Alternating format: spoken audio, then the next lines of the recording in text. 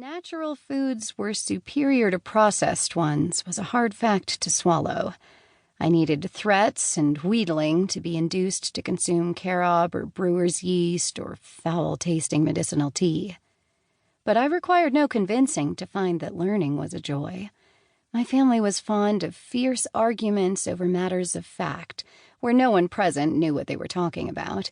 World records and body counts, the proper classification of living things, and the nature of a lunar eclipse.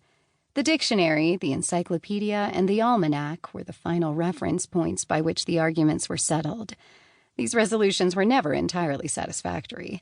In the reference books, we found ammunition for yet further discussion and argument. Not one piece of knowledge that we sought or acquired was useful for any purpose whatsoever.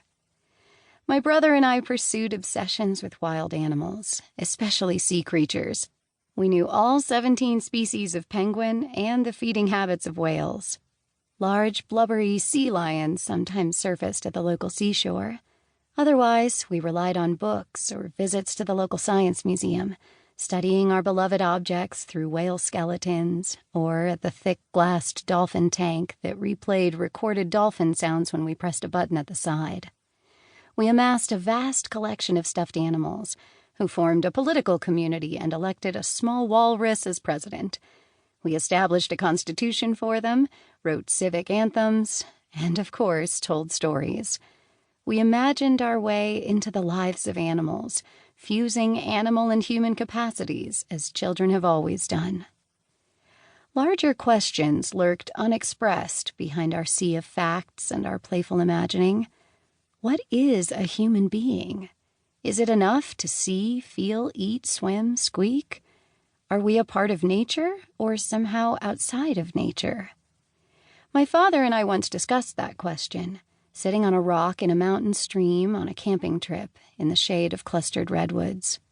It seemed unimaginable that we were like the forest, running water, or rock around us. Somehow, a human being stands outside of the natural.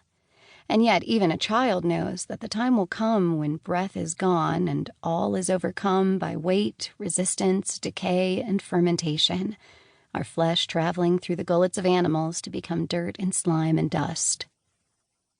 My family did not undertake intellectual practices and concerns as a means to an end. They did not consider them to be preparation for life, but rather a way of spending one's time that had its worth in itself. Accordingly, they did not blink when I left home to study old books and fundamental human questions at a tiny liberal arts college on the East Coast, a secular school under the improbable religious name of St. John's College. My parents did not ask me what use I would find the study of epic poems or ancient treatises on plants, whether it would help me to find my way in the world.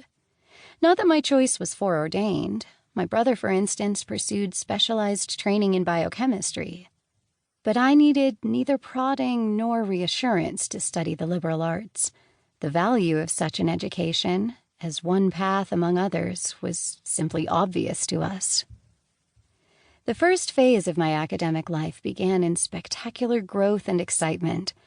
I loved my little college at first sight, the willows at the water's edge, the green lawn sloping down to them, suited for summer rolling and winter sledding, the colonial red brick buildings that both charmed and startled me, fresh as I was from brick-free earthquake country.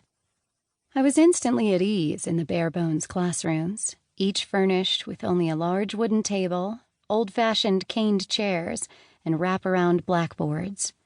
Our classes proceeded without agendas, the discussion driven by the living questions that we and our teachers brought to the room. Accordingly, our conversations could flounder in indifference or lack of preparation. They could chug along steadily, building quiet momentum, or they could explode with the excitement of a newly discovered insight. I was enchanted by the honesty of the project. As the books were, as the questions were, as the human beings who participated were, so the discussion went. There was no artificial clarity or forced organization to soften the discomfort of the work of the mind, no cushion between us and the difficulties or dangers of inquiry or the thrill of discovery. Our seminars met in the evening and spilled